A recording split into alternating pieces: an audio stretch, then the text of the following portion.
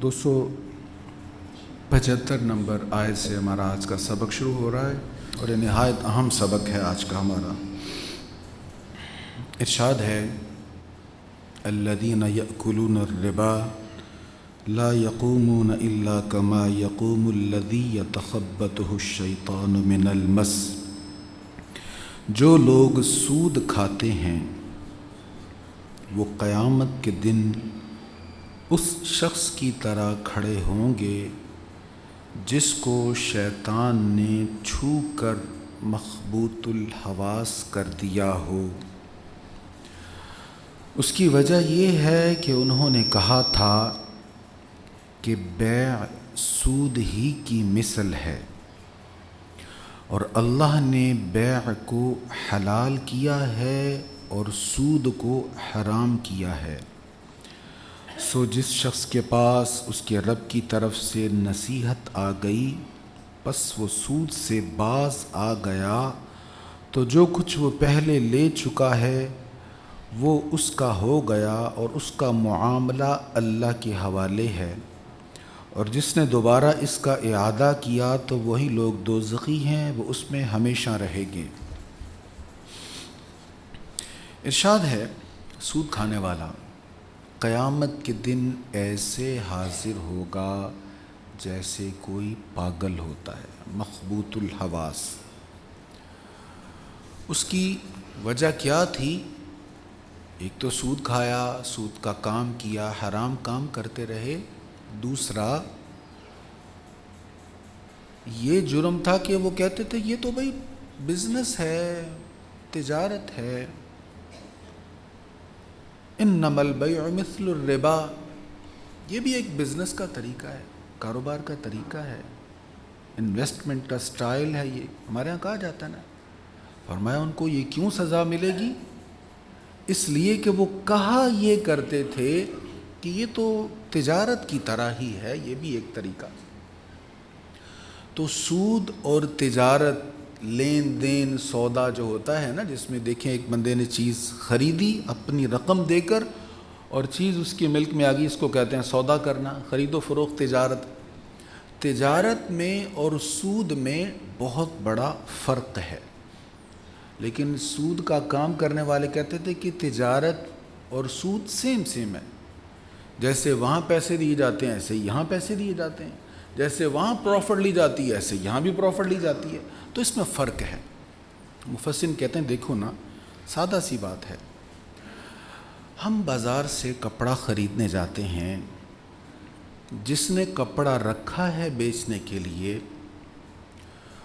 اس کو کپڑے پر توقع ہے، امید ہے کہ مجھے پروفٹ ملے گا، میں جس قیمت پر لوں گا اس سے کچھ بڑھا کر بیچ دوں گا تو مجھے پروفٹ مل جائے گی۔ اس پروفٹ کی لالچ میں وہ کام کر رہا ہے، جائز ہے، لیکن اس کے ذہن میں یہ احتمال بھی ہے کہ شاید گھاٹا پڑ جائے، اور گھاٹا پڑ بھی جاتا ہے۔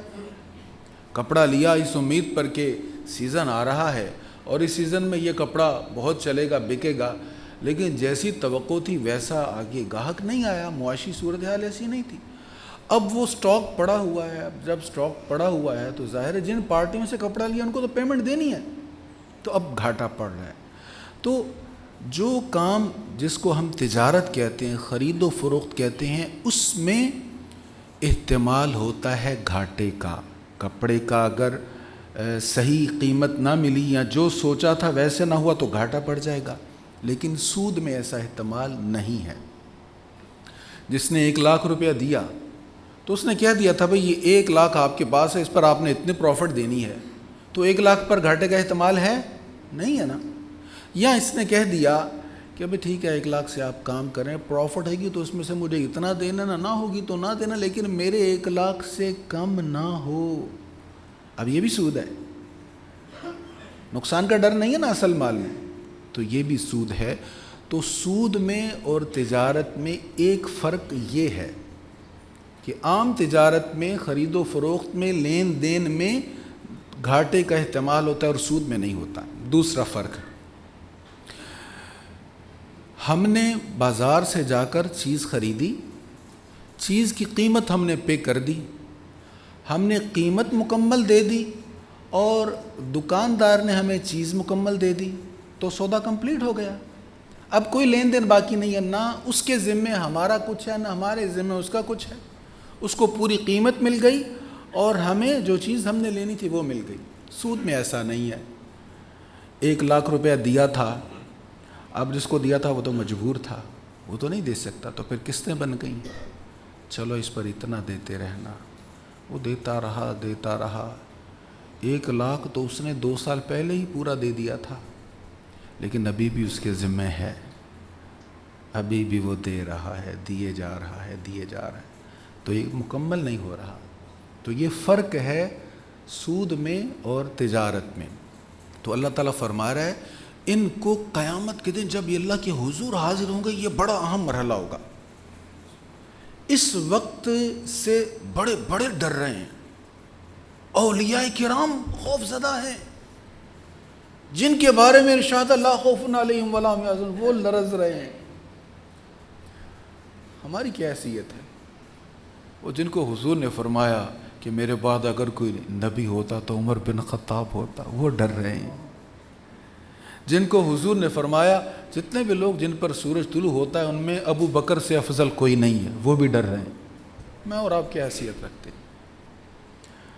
تو قیامت کے دن جب اللہ کے حضور حاضر ہونا، اللہ فرما رہا ہے وہ مخبوط الحواس ہوگا، جیسے کوئی پاگل ہوتا ہے، جیسے کسی کو شیطان نے چھو کر مخبوط الحواس کر دیا ہے. اس کی وجہ کیا ہے؟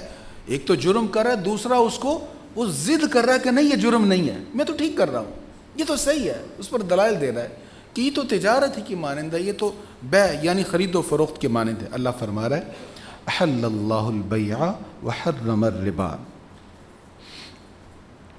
کہ اللہ نے بیع کو حلال کیا ہے، یعنی خرید و فروخت، اپنا پروفٹ لے کر چیز بیچنا یہ جائز ہے، لیکن سود کو حرام کیا ہے. سود کیا ہے؟ جنس ایک ہی ہے، پیسہ دیا جا رہا ہے، پیسے کے بدلے میں پیسہ بڑھا کر لیا جا رہا ہے.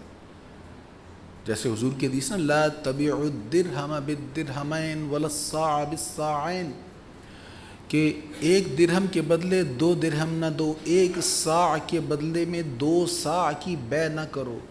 اب پیسہ دیا، پیسہ ہی لیا اور اس میں کمی زیادتی، یہ سود ہے. تو اگر کسی نے کوئی چیز بیچی ہے اس کا جو ریٹ اس نے مقرر کیا ہے اس میں سود نہیں ہے. تو فرمایا احل اللہ البیع وحرم الربا، سو اللہ نے بیع کو حلال کیا ہے اور سود کو حرام کیا ہے. سو جس شخص کے پاس اس کے رب کی طرف سے نصیحت آ گئی پھر وہ سود سے باز آ گیا تو جو وہ پہلے لے چکا ہے وہ اس کا ہو گیا اور اس کا معاملہ اللہ کے حوالے ہے. وَأَمْرُهُ إِلَى اللَّهِ، اس کا معاملہ اللہ کے حوالے ہے. کیا مطلب؟ اللہ چاہے تو معاف کر دے، چاہے تو گرفت فرما لے. وَمَنْ عَادَ، جس نے پھر سود کا کام کیا، آیت نازل ہو گئی، حکم آ گیا، ممانعت ہو گئی، وَمَنْ عَادَ، پھر اس نے کیا، تو وہی لوگ دوزخی ہیں، وہ اس میں ہمیشہ رہیں گے، ہمیشہ رہیں گے. دیکھیں بڑے سے بڑا جرم مسلمان کر لے تو قانون یہ ہے کہ اس کو اس کے جرم کی سزا ملے گی، ہو مسلمان، خاتمہ ایمان پر ہوا ہو. اگر اللہ نے معاف نہ کیا تو جرم کی سزا دینے کے بعد اللہ اس کو جنت میں بھیج دے گا، ہمیشہ وہ دوزخ میں نہیں رہے گا. لیکن یہاں سود کے بیان میں کیا ارشاد ہوا؟ ہم فیہا خالدون اولئک اصحاب النار، یہ دوزخی ہیں، ہمیشہ اس میں رہیں گے.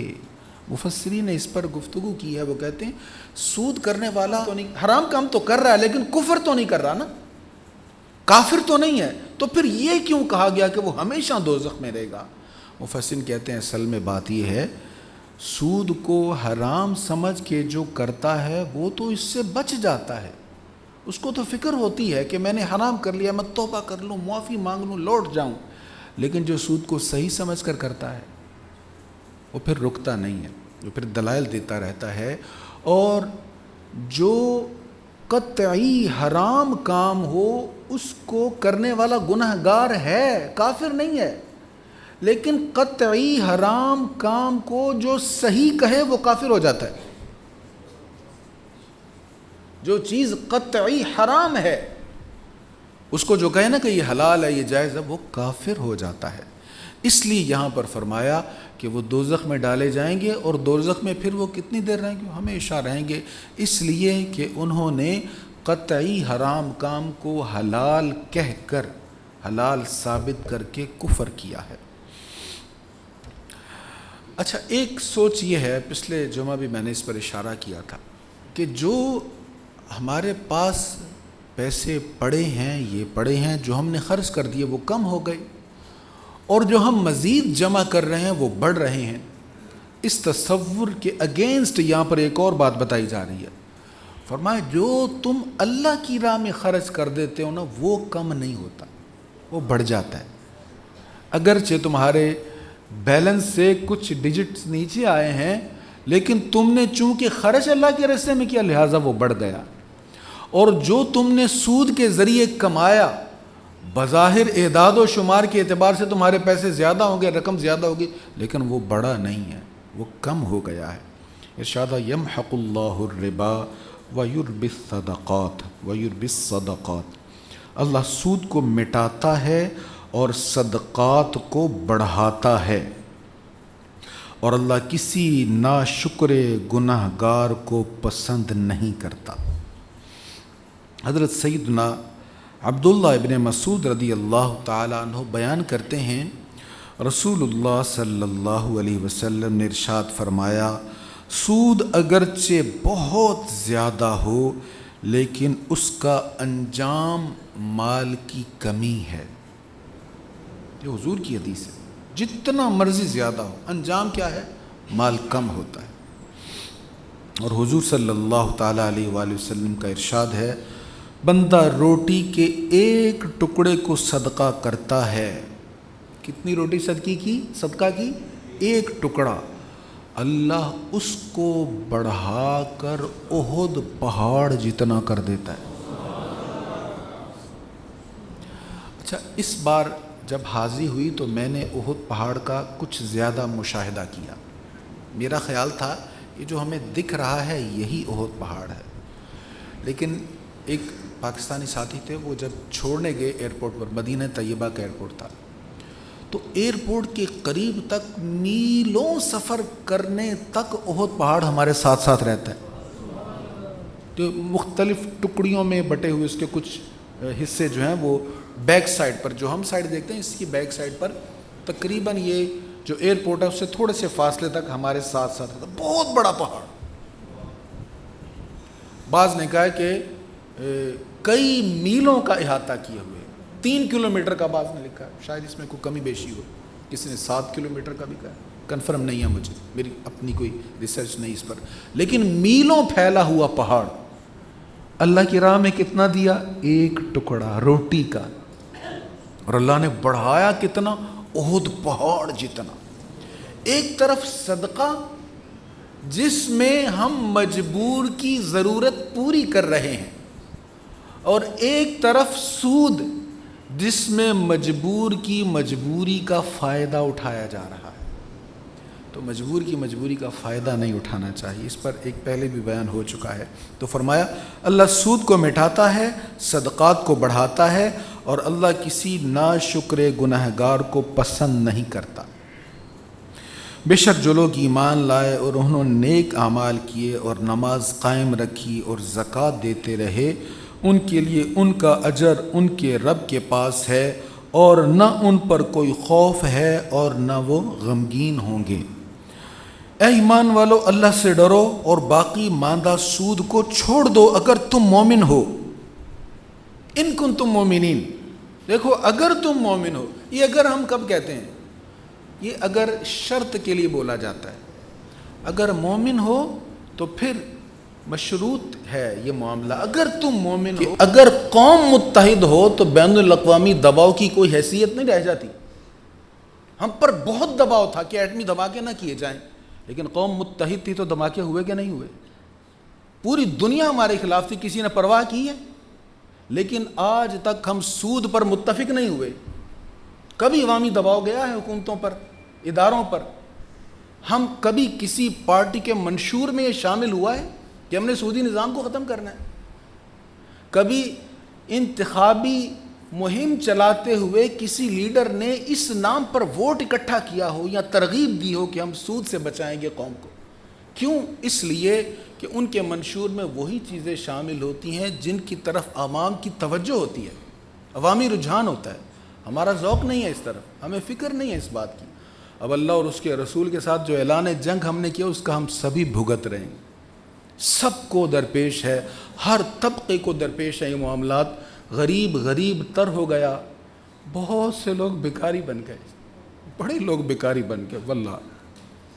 اور دیکھیں کچھ لوگ ایسے ہوتے ہیں وہ ہمت کر کے بھیک مانگ لیتے ہیں، بہت سے لوگ ایسے بھی ہیں جو بھیک مانگ ہی نہیں سکتے. مجھے کئی بار ایسے لوگوں سے ملنا ہوا.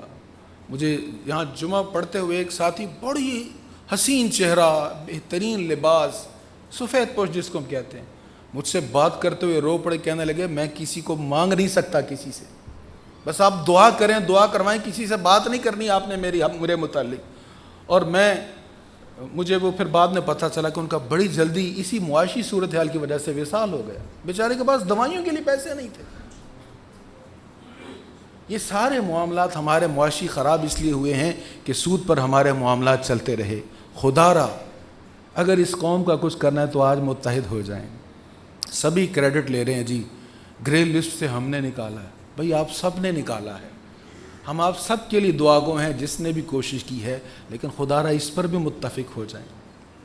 اللہ اور اس کے رسول کے ساتھ جو اعلان جنگ ہم نے کیا ہوا ہے اس سے بھی ریورس ہو جائیں اور اس کے لیے کچھ سوچیں. سب سے پہلے تو جو عیاشیاں ہیں اس کو ختم کریں. جس غریب عوام کے نام پر ہم سود لے رہے ہیں، اس غریب عوام کی حالت تو یہ ہو کہ کھانے پینے کے لیے پوری چیزیں نہ ہوں، اور ہماری اعلیٰ قیادت یا اعلیٰ آفیسرز جو ہیں وہ اتنی عیاشی کر رہے ہوں کہ گاڑی کھڑی ہے، خالی گاڑی کھڑی ہے، اے سی بھی چل رہا ہے، پیٹرول بھی چل رہا ہے اور کوئی پرواہ نہیں ہے. تھوڑا سا خیال کریں، اس قوم پر رحم کریں. اللہ فرما رہا ہے پس اگر تم ایسا نہ کرو تو اللہ اور اس کے رسول کی طرف سے اعلان جنگ سن لو، اور اگر تم توبہ کر لو تو تمہارے اصل مال تمہارا حق ہیں، اور تم نہ ظلم کرو اور نہ تم ظلم کیے جاؤ. اور اگر مقروض تنگ دست ہے تو اسے اس کی فراخ دستی تک مہلت دو، اور قرض معاف کر کے تمہارا صدقہ کرنا زیادہ بہتر ہے اگر تم جانتے ہو. جس کو پیسے دیے ہیں جو مقروض ہے، تنگ دست ہے، تو جتنی زیادہ مہلت دیں گے اتنا ثواب ملے گا. حضرت عمران رضی اللہ عنہ بیان کرتے ہیں رسول اللہ صلی اللہ علیہ وسلم نے فرمایا جس شخص کا کسی دوسرے آدمی پر کوئی حق ہو اور وہ اس کو مؤخر کرے، یعنی اس کو ٹائم دیتا رہے کہ ٹھیک ہے جب تک آسانی ہوگی میرا قرض لوٹا دینا، تو فرمایا جو مؤخر کر دے تو اس کو ہر روز صدقہ کا اجر ملے گا. اور حضور علیہ السلام نے فرمایا جو شخص یہ چاہتا ہو کہ اس کی دعا قبول کی جائے اور اس کی مصیبت دور کی جائے، وہ تنگ دست کے لیے کشادگی فرمائے، کشادگی کر دے.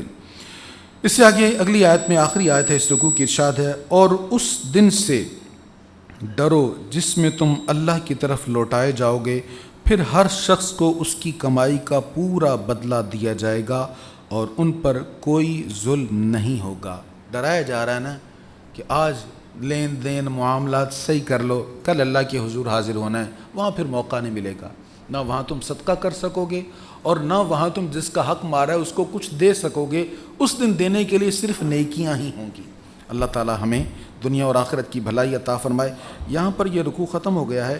اس سے آگے 282 نمبر آیت، یہ قرآن کریم کی سب سے طویل آیت ہے، سب سے بڑی آیت قرآن کریم کی، اگلے جمعہ بیان ہوگی، اور اس میں لین دین اور قرض وغیرہ اس کے معاملات بیان ہو رہے ہیں. اللہ تعالی ہمیں سمجھنے کی توفیق نصیب فرمائے. وآخر دعوایا ان الحمد للہ رب العالمین.